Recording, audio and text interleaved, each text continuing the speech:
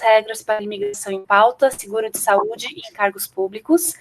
Esse bate-papo é promovido pela Drummond Advisors, em parceria com a Concierge Insurance Benefits, e será apresentado pela Luane Cesário e pela Cláudia Johnson. Boa tarde, Luana. Boa tarde, Cláudia. Boa tarde. Boa tarde. Meu nome é Letícia, eu trabalho no Departamento de Comunicação do Drummond Advisors. Eu vou acompanhar nossas apresentadoras durante o webinar como apoio técnico. Antes de entrarmos nesse webinar, nesse bate-papo, eu preciso que vocês sinalizem se o som e o vídeo estão funcionando bem. Vocês podem mandar mensagens para a gente aqui por essa janelinha de chat, que fica no cantinho inferior direito. Se vocês tiverem algum problema com o vídeo, algum problema com o áudio, vocês podem sinalizar aqui para a gente e a gente vai prestar o auxílio para vocês, tá certo? Lembrando a todos que no fim do webinar, nós vamos enviar a apresentação de slides que a Cláudia e a Luane estão utilizando. E eu também quero lembrar que esse webinar está sendo gravado. Então, depois que terminar, entre hoje e amanhã, a gente vai disponibilizar a gravação no nosso canal no YouTube. Eu vou mandar para vocês o link para essa gravação também depois. Nesse webinar, a Luane vai falar sobre algumas regras que estão em discussão nos Estados Unidos e que podem trazer mudanças bem grandes para quem pretende obter visto de permanência para a terra do Tio Sam. São os de permanência e não os de turismo, né? Ela vai explicar isso melhor depois. E a Cláudia vai explicar para a gente um pouquinho sobre as opções para quem quer se adequar a essas novas regras. E é importante lembrar, pessoal, que essas regras, elas ainda estão em discussão, podem cair ou entrar em vigor a qualquer momento. A previsão era de que elas já estivessem lendo no final de outubro, se eu não estou enganada, mas elas foram derrubadas por ordem judicial e pode ser que elas voltem à pauta do governo a qualquer momento. A Luane vai explicar isso mais para frente. Agora eu vou passar o bastão para a Luane e para a Cláudia para se apresentarem brevemente um pouquinho da trajetória delas e um pouquinho das empresas que elas estão representando. Luane, se puder começar. Claro. Bom, sou Luane Cesário, eu sou advogada nos Estados Unidos e no Brasil. Aqui nos Estados Unidos sou especialista em imigração para os Estados Unidos. Sou advogada sênior da Drummond Advisors. Nosso escopo principal é apoiar todas as empresas, pessoas que querem vir aos Estados Unidos e precisam de todo o suporte, né? Desde planejamento tributário, constituição de empresas, planejamentos em geral, especialmente vistos, né? Bom, acho que da minha parte seria isso. Cláudia, por favor. Boa tarde, todo mundo. Obrigada por estarem presentes aqui.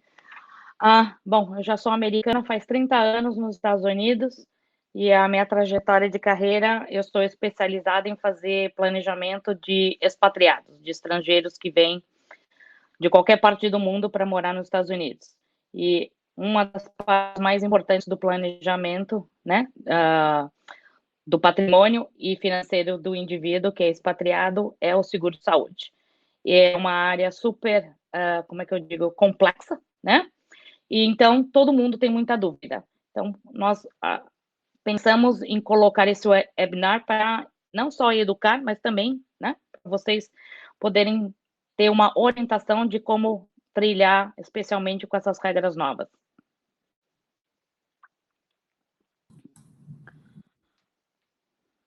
Pode ir, Luane. Obrigada, meninas, por aceitarem o convite para apresentarem o webinar sobre esse tema, né, que está gerando tanta dúvida.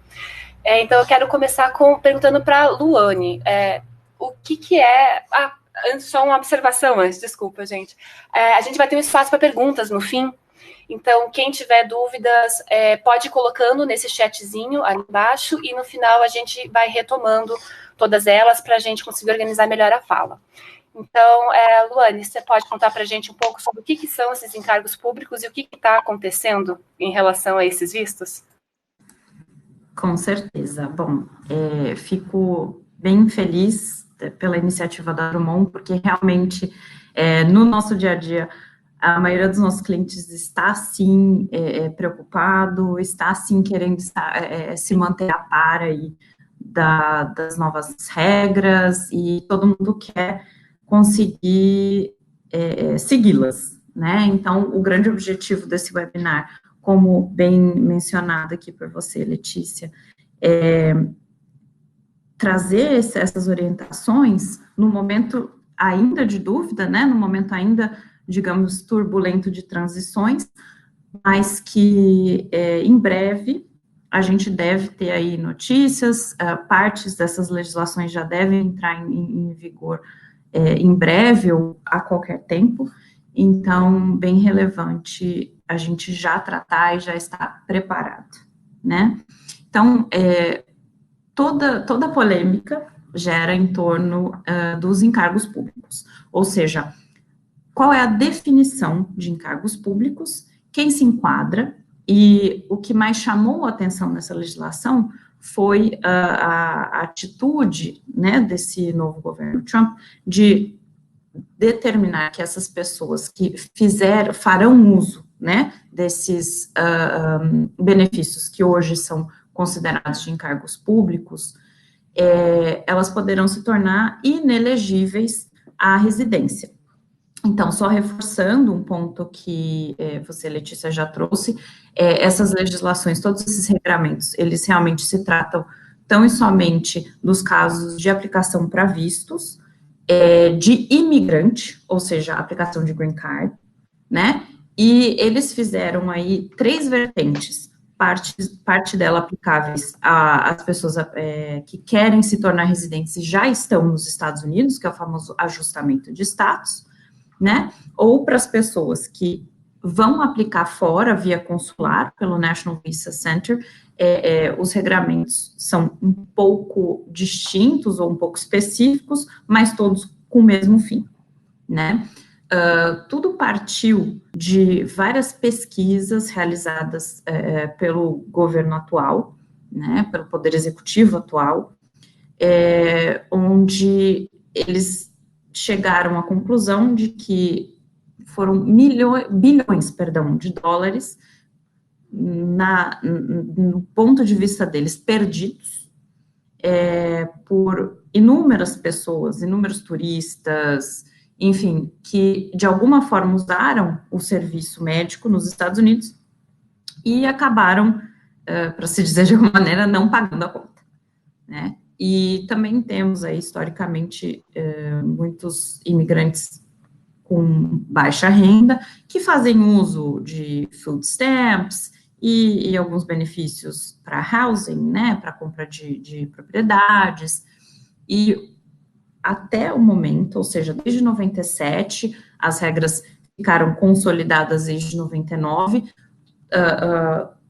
a definição do que é o encargo público, ela era bem clara, bem delimitada, e causava pouca preocupação para o imigrante médio, né? Mas hoje, essa palavra de tornar inelegível a pessoa que realmente causou todo o furor, e hoje nós temos aí inúmeras instituições, associações de advogados lutando para que todos esses regramentos, sejam justos, 2, sigam todos os processos e procedimentos necessários para que essas leis entrem em vigor. Então, só para dar um exemplo a vocês, esses novos regramentos, eles afetariam, por exemplo, todos os formulários referentes às aplicações de visto. E tudo isso foi parado, né, o mês passado, porque eles simplesmente queriam, de um dia para o outro, instituir novos formulários sem aceitar versões anteriores, sem que os profissionais da área, sem que a opinião pública pudesse entender se aquelas novas perguntas não afetariam diretamente direitos básicos, né, dos aplicantes. Então, vou voltar um pouquinho aqui para o slide, perdão, só queria dar uma introdução ao tema. Então, no momento, nós temos 3 grandes regulamentos em discussão e algumas datas chaves para a gente detalhar aqui. Inicialmente, em 11 de outubro, nós teríamos aí a maior das mudanças, que foi, que já havia sido aberta a discussão à opinião pública, e que deveria entrar em vigor em outubro, que se trata dessas mudanças que também refletiriam em formulários imigratórios, certo? Qual é o escopo desse regramento? Né? Então, o Departamento de Estado, que é o que rege todo o setor imigratório, publicou essa nova regra, em específico sobre encargos públicos, tentando definir, ou seja, trazer uma nova definição e uma abrangência muito mais extensa do que a atual, do que seria encargo público. Novamente, o maior ponto de atenção é que, uma vez enquadrado nos benefícios que hoje são considerados encargos públicos, esse cidadão ele não poderia nem aplicar, nem solicitar, né, o green card, caso essa legislação entre realmente em vigor. Então, quem são as pessoas hoje diretamente afetadas a partir do momento que o governo diga, ok, está vigente a nova legislação de encargos públicos? São os aplicantes de green card, ou seja, de residência, em geral, via consular, e algumas regras também específicas para quem já está em solo americano, em ajustamento de status. Próximo slide, por gentileza. Muito bem, para deixar um pouco mais desenhado, né, o escopo desse regramento, por quê? O que mais importa a todos eu me enquadro ou não, né, nessa legislação, devo me preocupar ou não, devo tomar novas medidas ou não com as minhas decisões diárias aqui nos Estados Unidos ou para o meu futuro nos Estados Unidos. Então, o que se aplica a essa nova regra de encargos públicos? Então, institucionalização para cuidados de longa duração nas custas do governo, assistência financeira federal, estadual ou local para manutenção de renda, e aí atenção a alguns programas específicos de cada estado, tá? Como a legislação americana, ela tem, sim, questões muito peculiares de cada estado, é sempre importante visitarem aí os regulamentos locais, né?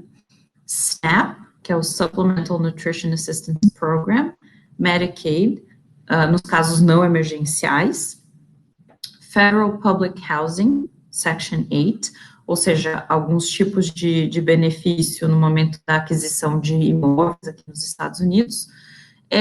Nós não vamos aqui exaurir todos eles, a gente pegou os principais, os mais comuns, né?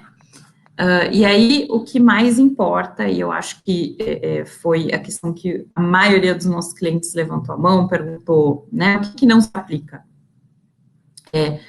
Filhos em escola pública, cuidados de saúde e alimentação nas escolas, né? Então, podem ficar tranquilos, isso não é o ponto-chave dessa legislação, não é esse o ponto que estão, de certa forma, atacando com essa legislação de encargos públicos.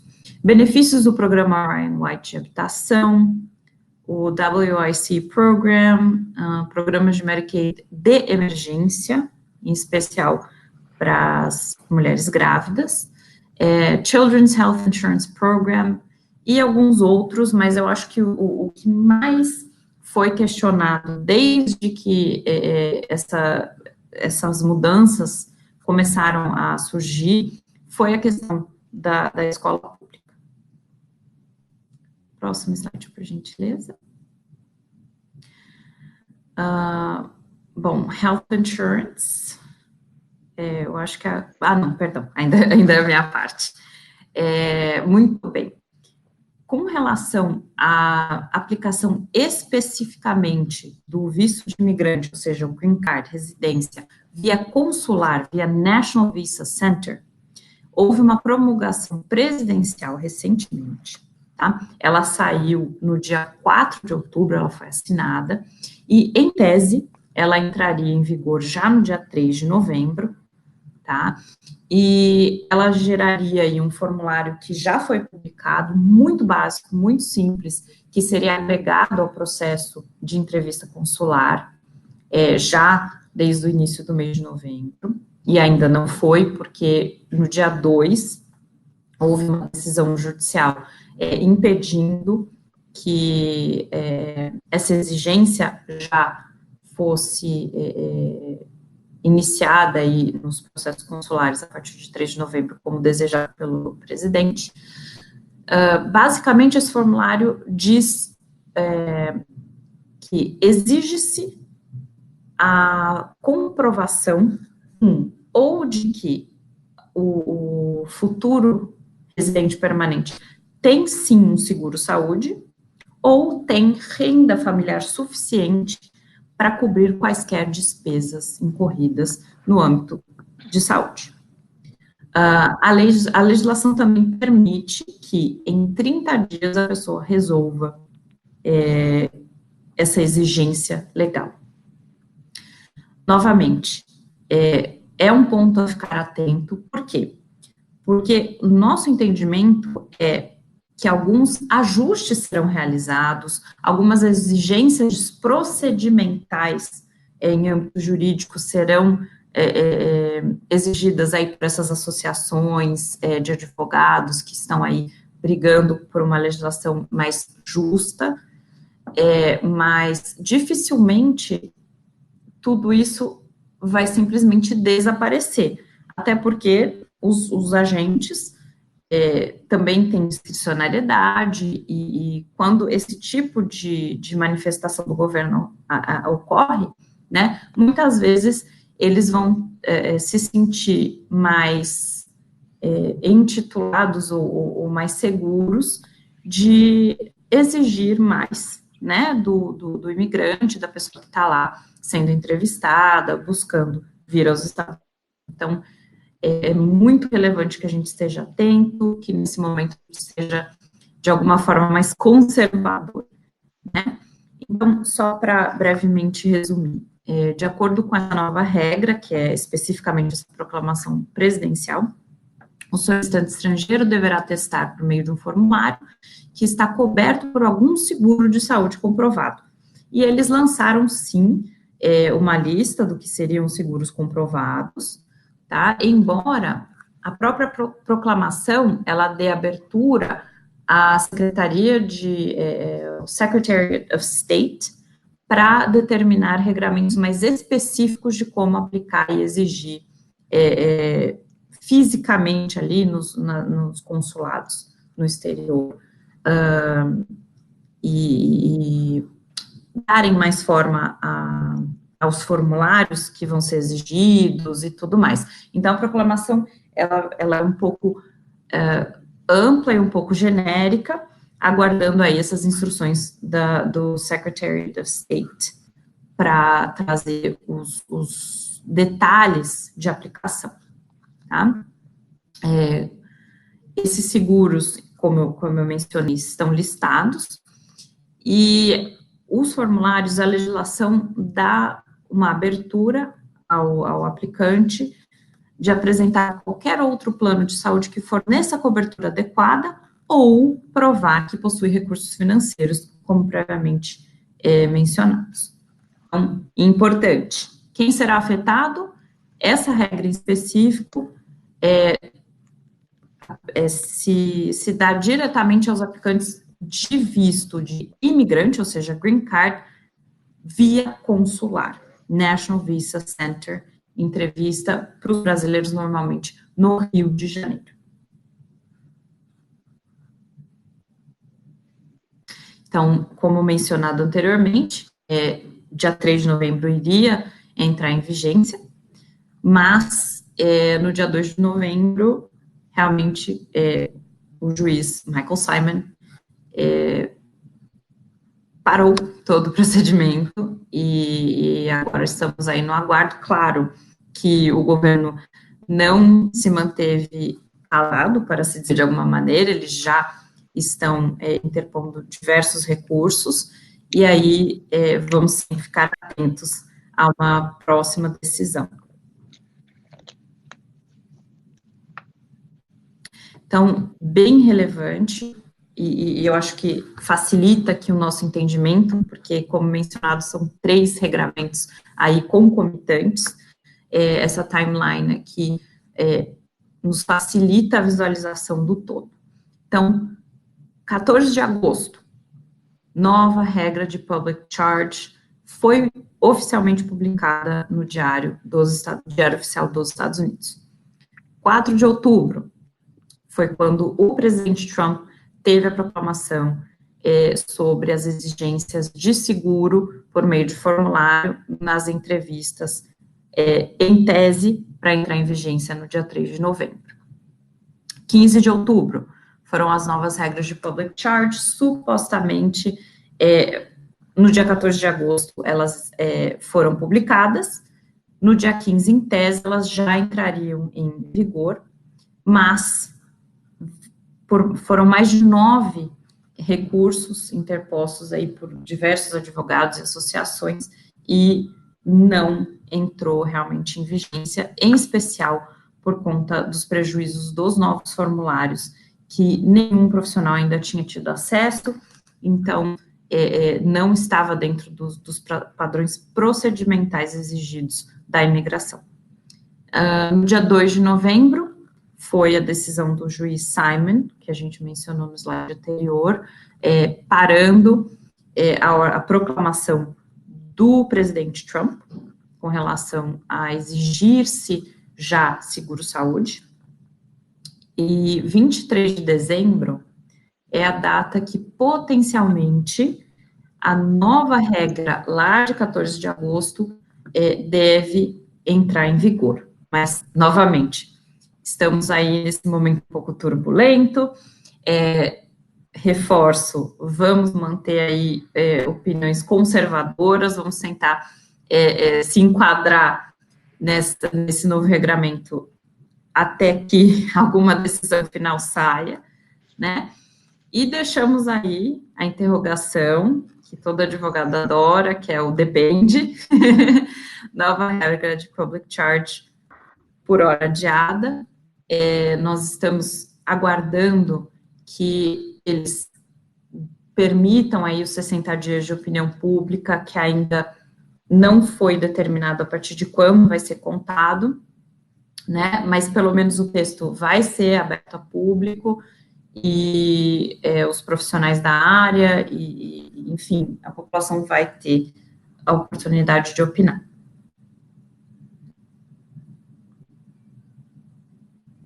Então, da minha parte, eram esses os pontos que eu gostaria de trazer a atenção de todos. Então, por favor, Cláudia Johnson. Então, obrigada, foi excelente. Nós temos pontos que sobrepõem, entendeu, entre aquilo do seu escopo que você faz com o escopo do que eu faço, porque se mistura, correto? Apesar de você ser imigração e ser uma parte que é legal, e o meu ser seguro-saúde, ter o escopo federal, ter o escopo estadual de cada estado, e como hoje em dia o seguro-saúde, ele tem um regimento pela Receita Federal. Então, 3 escopos juntos, né? A Receita Federal, o seguro-saúde, os mandatos e, né, a imigração. O que é o Obamacare? Todo mundo chama de Obamacare porque o nome da lei é Patient Protection and Affordable Care Act, que normalmente, né, no meu linguajar, nós falamos que o seguro é ACA. Ele é Affordable Care Act, mas todo mundo conhece como Obamacare. Obamacare é a plataforma onde você vai conseguir acessar o seu seguro se você não tem seguro, correto? Que é provido por um empregador nos Estados Unidos. Essa lei foi assinada em 23 de março de 2010, foi a maior reforma do sistema, né, de saúde americano. O ponto principal dele é o mandato individual. Então, conforme eu acabei de falar, Hoje, o seguro-saúde é coligado com a Receita Federal. Nessa regra do mandato individual, que todo indivíduo é obrigado a ter ou comprar seguro-saúde, por quê? Porque existia uma penalidade se você não tivesse um seguro-saúde ACA. Esse seguro-saúde ACA, ele tem uma série de requisitos. Então, as seguradoras, elas vendem tanto seguro comercial como individual e família dentro desse requisito ACA. E é exatamente esse requisito que vai exonerar você da multa no escopo federal, que, com o novo decreto do presidente Trump, de 2017, que foi a lei da reforma tributária e empregos, ele zerou essa multa. Não vai existir mais no escopo federal. Então, foi revogado a partir de 2019, não tem mais a multa no escopo federal. Se você puder ir para o próximo slide, por favor, Letícia, te agradeço. Então, esse ano, todo mundo não vai ser multado. Porém, o que aconteceu ao escopo estadual? Tá vendo? As maiores seguradoras já estão listadas aqui. São as 5 maiores dos Estados Unidos: Aetna, Cigna, Blue Cross Blue Shield, United Healthcare, Humana, e agora tem a Kaiser, que está tentando vir do lado oeste, né, e tomando até aqui o lado leste. O seguro individual ou família, você vai conseguir comprar esse seguro dentro dessa plataforma, que chama FFM, que é o Federal Facility Marketplace. Existem os estados listados aqui embaixo, que é a Califórnia, Colorado, Connecticut, DC, Idaho, Maryland, Massachusetts, Minnesota, Nevada, New York, Rhode Island, Vermont e Washington, que tem sua própria plataforma. Então, você não vai pela plataforma do Federal Facility. Porém, seja a seguradora dentro dessas 5 ou outras, porque existem, né, seguradoras locais que vão ofertar dentro do mercado, tanto do federal como do mercado desses estados. Porém, o que vai acontecer no ano de 2020? A multa federal não vai existir. Agora, a grande novidade é a Califórnia vai multar o seu residente. DC vai multar o seu residente. New Jersey vai multar. Rhode Island, Vermont, no escopo estadual. A Califórnia eu já sei porque eu já levantei, porque eu tenho muitos clientes que moram lá. Ela vai adotar a mesma multa que era a multa federal. O que isso acontece? A multa federal, ela é quase 650 por adulto, 2.350 por uma família de até 4, ou seja, a criança vale por 2. Ou 2,5% da receita da casa inteirinha, o que for o maior. Então, indivíduos que têm alta renda, para facilitar a conta, pensa, entendeu? Em $300 mil, 2,5, o número é muito maior do que você pagar 2.350. Então, precisa prestar atenção no que vai acontecer. O estado de Massachusetts, ele foi o estado pioneiro, né, com o Romney Care. O Romney Care sempre esteve no escopo estadual e quando o Obamacare foi proclamado lei, os residentes do estado de Massachusetts tinham as duas multas, do escopo estadual e do escopo federal. Então, quem reside em Massachusetts não pode deixar de ter seguro neste ano vigente, porque já seria multado, né, em 2019 pelo estado. Todo mundo que morou em todos os outros 49 estados pode ter ficado sem seguro, que não vai ser multado no escopo federal, porém, a partir de 2020 de novo. Esses 1, 2, 3, 4, 5 estados vão voltar a multar o seu residente, correto? E, Letícia, próximo, por favor. Assim, o assunto é super complexo, é muita informação, então eu tentei resumir o máximo possível, tá? Para explicar para vocês o que é um seguro, né, ACA do Obamacare. ele é um seguro que não discrimina a pré-existência. Ele tem um limite máximo de custo, entendeu? Do seu bolso, fora a mensalidade. Porque antes do seguro, da lei do Obamacare existir, você podia ter uma conta de $500 mil, né, no hospital, você provavelmente ia, né, satisfazer a sua franquia. Depois disso, você ainda ter 20% de participação da conta inteira. Então, o maior ponto positivo são os dois aspectos. Que seja a condição que for de pré-existência, não vai discriminar, e que você já sabe qual é o limite máximo naquele ano fiscal que vai sair do seu bolso.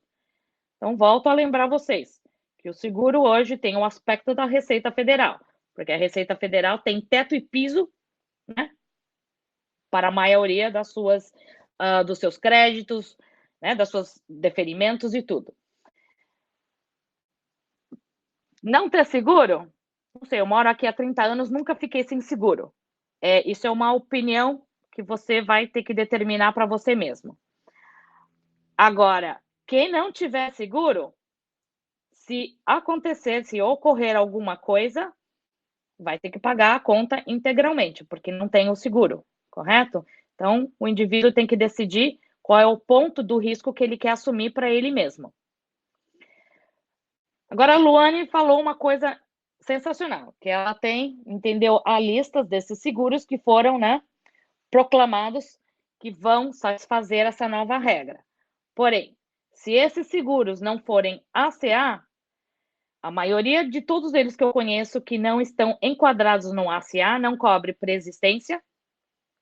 Ele tem um limite de cobertura, ou seja, o excedente vai continuar sendo, entendeu? O seu risco do indivíduo que está morando aqui. Depois eu gostaria, Luana, você tem mais ou menos ideia se a IMG e o o Golden Rule está dentro dessa lista desses seguros proclamados que vão satisfazer a nova regra? De memória eu não me recordo, mas na própria proclamação presidencial existe ali um guidance, né? Existe uma orientação do que seria satisfatório para essa legislação. Lembrando que essa proclamação, ela é especificamente para quem está aplicando fora dos Estados Unidos, ou seja, que vai fazer a entrevista consular no seu país de origem e entrar já como imigrante para os Estados Unidos. Ok, obrigada. Letícia, se a gente puder já ir para o próximo slide. Então, acho que o maior ponto, o ponto mais importante, né, da gente estar juntas aqui hoje, foi justamente entender se o tax credit é ou não um encargo público.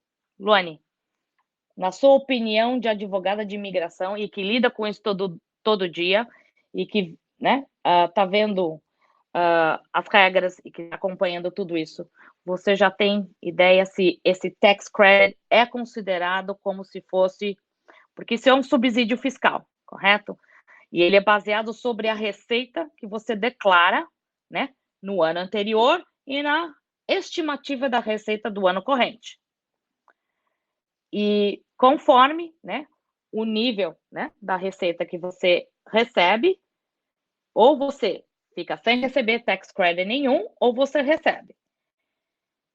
Você, pela sua experiência, podia explicar para a gente se, com o visto temporário, o indivíduo pode receber o tax credit, ou se o tax credit já é visto como um encargo público?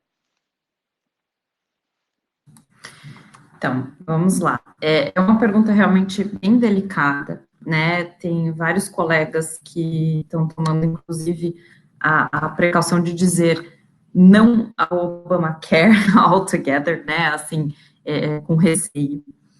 Mas o que a gente tem hoje? Hoje, claramente, está ok, a pessoa ainda é elegível e ainda pode, Porém, com a nova legislação, eu encorajaria as pessoas que não fizessem uso de tax credit. Por quê? Porque nós estamos, sim, num momento muito mais conservador, nós estamos num momento onde o governo está tentando, de todas as formas, cortar os benefícios, né? E o tax credit é aquele benefício que muitas vezes a pessoa nem se dá conta, né? Porque, como a Cláudia bem disse, simplesmente por estimar sua renda, o tax credit ele já aparece, né? Então, muitas vezes isso acaba ficando confuso, mas o aconselhamento ideal no momento tão delicado que a gente está vivendo, onde o governo está tentando de todas as formas cessar com esses benefícios ao estrangeiro, eu, de uma maneira conservadora, diria, não utilize. Tá, não utilizar o tax credit, que seria, vamos dizer, como se fosse um encargo público, correto? Porém, é o que todo mundo me telefonou, assim, né? Assim, eu tive mais de 100 ligações dizendo, meu advogado disse que eu tenho que sair do Obamacare, porque não posso. A plataforma é o FFM, é que todo mundo usa ele como Obamacare, mas ela é o Federal Facility Market. Ele é uma plataforma, como você tem a plataforma da Bovespa, onde você compra e vende ações. Então, é uma plataforma onde você vai comprar o seu seguro. É a maneira que você vai preencher a sua aplicação que vai dizer se você, né, poderia receber tax credit ou não. E como a Luane posicionou super bem, quando você recebe o tax credit, no ano seguinte, quando você for renovar e for pedir pelo tax credit, no momento que você fizer a sua declaração de imposto de renda do ano anterior para o próximo ano. Então, pensa, se você tomou tax credit em 2019, quando você fizer o seu imposto de renda, o seu retorno em 2020, o seu contador vai ter que fazer a reconciliação. Então, na hora, isso vai já para a Receita Federal. Então, vamos saber se você é um indivíduo que está tomando. Aí, como que a imigração obtém essa informação? Aí a Luane pode responder para vocês. Fazer o seguro nessa plataforma, Luane, não sei se você concorda comigo, eu não vejo, entendeu? Problema. O problema não é a solicitação do tax credit. Você concorda ou discorda comigo, Luane? Eu concordo, porque, na verdade, o que o governo está buscando?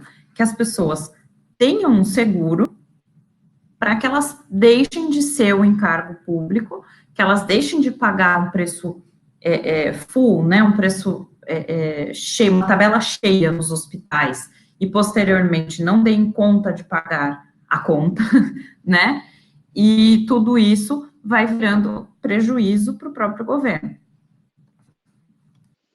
Não, mais uma vez eu volto. O melhor ponto do seguro, que é o Affordable Care, e que está enquadrado, um é discriminar, né, não discriminar contra a preexistência, e dois, é você ter o teto do custo máximo que vai sair do seu bolso. Então, a conta, quando eu faço esse tipo de planejamento para o meu cliente, é simples. O quanto de mensalidade você quer ter e qual é o custo máximo que você quer ter. Ele tem duas faces. Ou ele é individual, se é só um indivíduo naquele plano, ou ele é família. Porque a partir do momento que você é dois e mais, você já é família.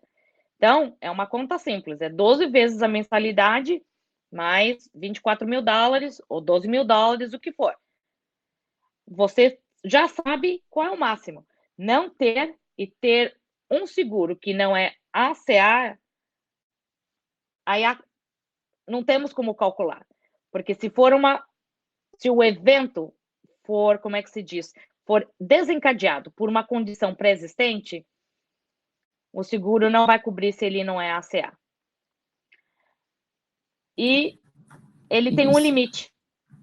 E a conta do hospital aqui rapidinho ela chega em quase $500 mil. Eu sei por experiência própria, porque, entendeu? Um dos meus filhos teve que ficar no hospital. A conta chega altíssima. Então, é só uma questão de escolha. Você tem algo mais para adicionar, Luane? Algum ponto mais para destacar? Sim, só para ficar um pouco mais claro, né, para todos. Então, o que está dentro do escopo, ou seja, quais são os benefícios que de fato são considerados public charge, ou encargos públicos? Então, ele vai incluir o que está na legislação vigente, então segue como public charge a institucionalização, bom, eu vou ter que ler em inglês porque é como a legislação está. Então, institutionalization for long-term care at government expense, federal, state, local, tribal cash assistance. E agora, o que entrou?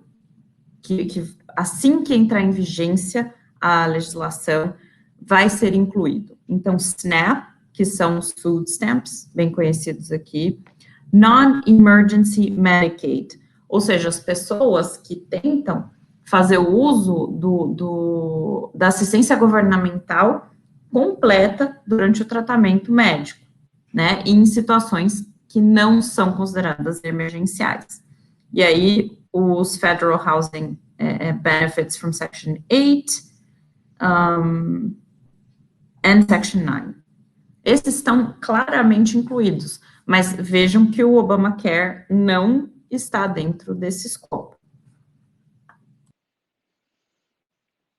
Correto. E tem uma distinção entre o que é Medicaid e o que é seguro-saúde. O indivíduo, para receber Medicaid, como, né, residente americano, ele tem que estar abaixo dos $17 mil, entendeu? Que esse é o valor, entendeu? Como é que se diz? Considerado, né, de below poverty aqui nos Estados Unidos. Então, é, de uma certa maneira, como se você não tivesse absolutamente um ativo. Então, esse é o escopo do Medicaid, e ele é para os indivíduos de renda baixa. Um indivíduo que está saindo de um país, vindo para outro, eu penso dessa maneira, se ele não é um refugiado, é porque ele, né, tem as condições de vir e migrar para este país, especialmente porque o processo da imigração é caro, é tudo caro. Então, é só ter bom senso, como a Luane mesmo explicou, é usar o bom senso e perguntar para o seu advogado. Porque eu, como uma planejadora, eu posso montar estratégia para você do planejamento, mas eu não posso te dar um aconselhamento legal. E para evitar qualquer problemas futuros, eu não pediria pelo tax credit, como a Luane mesmo, né, já comentou.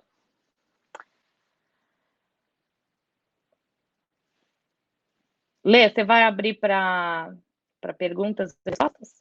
Q&A? Aqui, a primeira é do Bernardo Senra. Onde encontramos a listagem de seguros aprovados?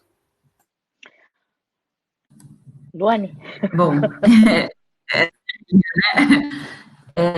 inicialmente, na própria proclamação do presidente Trump, existe essa lista, tá? Em geral, o ACA, como ela mencionou, que seria o Affordable Care Act, entra como um dos planos possíveis, tá? Elegíveis. Aprovado. Novamente, o nosso aconselhamento de evitar o tax credit, tá? Isso ainda não está explícito na discussão, mas com um governo tão exigente, para se dizer de alguma maneira, né, é preferível evitar.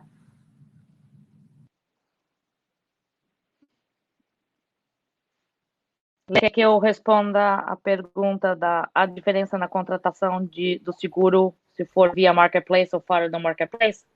Pode ser, depois a gente volta para outra pergunta ali. Vai lá, Cláudia. Desculpa, foi a que eu vi. O olho bateu e desculpa.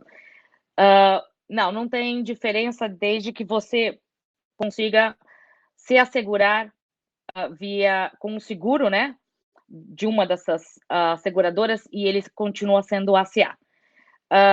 Quando tudo entrou em vigor, muitas delas tentaram estar dentro, né, da plataforma do governo e outras resolveram sair.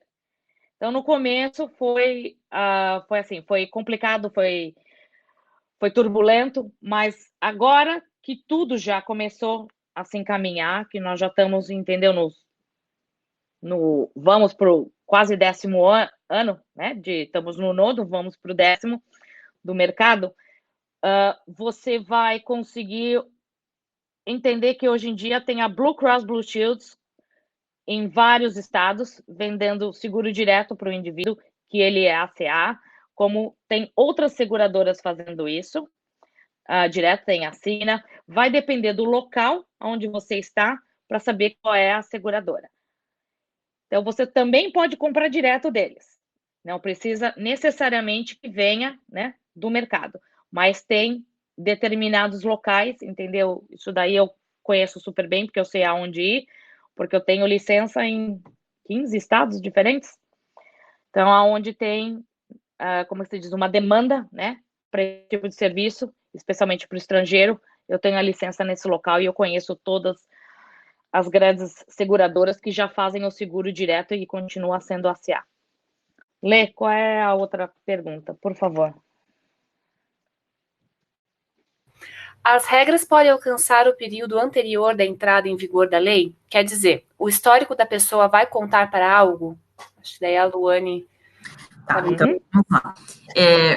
Grande parte das discussões judiciais vem dessa sua pergunta, tá? Por quê? Porque Trump, com sua personalidade muito forte, está tentando com que todo esse histórico venha, né, a contar e queria que a legislação retroagisse, mas, como eu mencionei inúmeras vezes aqui no webinar, a luta é muito também por procedimentos jurídicos. Então, parte do que está sendo discutido para impedir que a legislação entre em vigor no formato que ela está é esse seu questionamento, tá? Por quê? Porque nós entendemos que não faz qualquer sentido retroagir e punir as pessoas que ainda não estavam cientes de nada do que o governo agora vai implementar.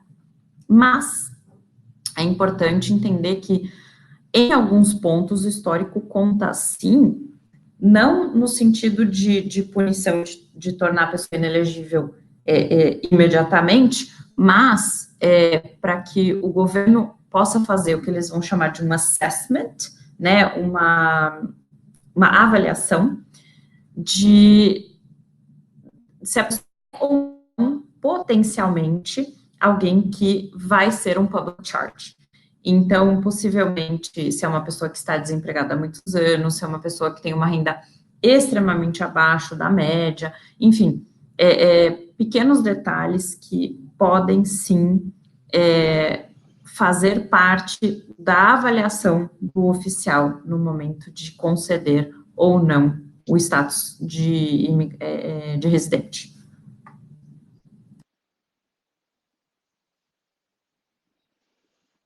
Elas vão valer apenas para pedidos de green card ou também para os que já têm green card? Seria para quem eu não está vi a pergunta. ainda... É para você, Luane, não é? Isso. Se o regramento vale para quem está no processo do green card ou para quem já tem o green card, né? Inicialmente, é tão e somente para quem está no processo, né? Mas eu ficaria bastante atento, especialmente para os residentes que têm aí a ideia futura de aplicar para a cidadania, seria bem relevante manter aí em mente todos esses regramentos para que futuramente, na aplicação do N-Project, vocês não sejam pegos de surpresa.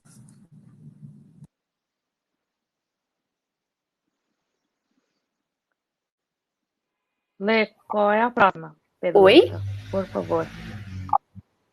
Isso. Tem mais uma pergunta ou não? Os seguros de viagem com duração de 1 ano são suficientes para comprovar que o futuro imigrante estará coberto? Esse tem o escopo da Luane e tem o meu. Você quer ir primeiro, Lu? Letícia. Oi, Letícia. Okay. Eu acho que ela... ela voltou. Só um momento. Cortou a pergunta, eu vou refazer para caso alguém tenha escutado. Os seguros de viagem com duração de 1 ano são suficientes para comprovar que o futuro imigrante estará coberto? Você quer responder o escopo imigratório primeiro e daí eu respondo o escopo dentro da... Então, vamos lá, novamente. Se você for pensar numa aplicação que for feita fora dos Estados Unidos, via consular, atendendo tão e somente os formulários que em breve devem entrar em vigor, onde você tão e somente precisa comprovar que para aquele ano você está assegurado, inicialmente, sim.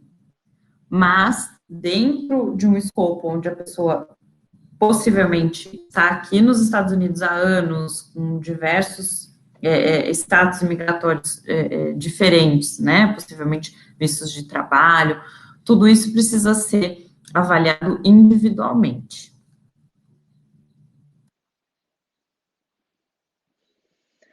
Cada caso é um caso, correto? O seguro de viagem, a premissa, pelo menos pelo contrato americano, diz você vai e vai voltar. Então, a sua passagem aérea, ela tem uma ida e uma volta. Eles são vendidos normalmente com esse período longo quando o indivíduo vem ser um estudante internacional, correto? Porém, esse seguro, ou a maioria das companhias que vendem esse tipo de seguro, ele não é ACA. Então, vamos dizer que, por instância, você vai morar no estado de New Jersey, ou em DC, ou na Califórnia, ou em Massachusetts. Ele não vai zerar a multa do estado para você, porque ele não é ACA. Então, precisa entender exatamente qual é, né, a dinâmica da situação, porque cada caso um caso. Não tem uma forminha, né, para colocar ali, né, a massinha para sair um bolinho. Cada caso, cada circunstância tem a sua dinâmica. Algo mais? Bom, aqui na tela estão os contatos tanto da Luane quanto da Cláudia, as redes sociais da Drummond. Não sei se a Cláudia tem algum endereço de redes sociais da Concierge para a gente também fornecer. A gente manda junto com o material, que lembrando, né, a gente vai enviar para vocês a apresentação de slides e o link para assistir a gravação do webinar. Então, eu quero agradecer a Luane e a Cláudia por terem compartilhado todo esse conteúdo com a gente, colocar o time da Drummond à disposição, caso vocês tenham mais dúvidas. E é isso, pessoal. Se não tem mais perguntas, a gente vai ficando por aqui. Meninas, obrigada. Muito obrigada. Boa tarde. Obrigada a vocês. E todo mundo que participou. Obrigada, igualmente. gente. Tchau, tchau. Tchau.